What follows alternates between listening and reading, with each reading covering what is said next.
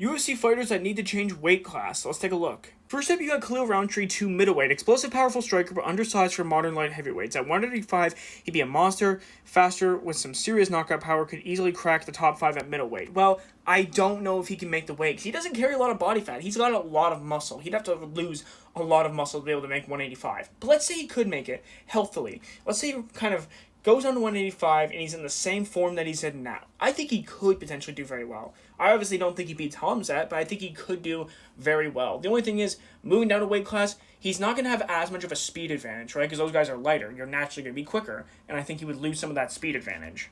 Next, we got Marvin Vettori to light heavyweight. Already fought all the top middleweights and nothing left for him at 185. He's just gatekeeping at this point. Light heavyweight would give him fresh matchups. I don't think so, man. I know he's got an iron chin. He might not get knocked out for a couple fights up there.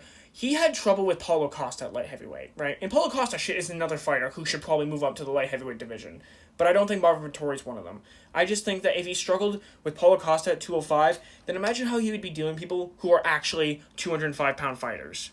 Next, we have Jalen Turner to welterweight. Huge for lightweight at 6'3". The weight cut likely drains his durability and cardio. At welterweight, he'd keep his speed, durable, without killing himself cutting the weight. Well, I think he retired, but if he's coming back, let's say hypothetically, and he's going to move up to the welterweight division, yeah, I think he should. I think he's too big to be 155 pounds. He's too tall. Like, I understand that there's not necessarily a height limit, but I'm just saying he's just too big for the weight class, and I think that weight cut absolutely affects everything, right? It's like for when Alex Pereira was at 185. He was just way too big for the weight class. Lastly, you have Sodiq Yusuff to bantamweight. Just too small for featherweight, let alone lightweight, which he recently fought at. Well, I was really high on Sodiq Yusuff back when he was on Dana White's Contender Series and he fought Mike Davis, I believe it was, and he had a very spectacular fight with him. I thought he was a really good size featherweight. I don't think he should be at lightweight. I think he's a bit too small.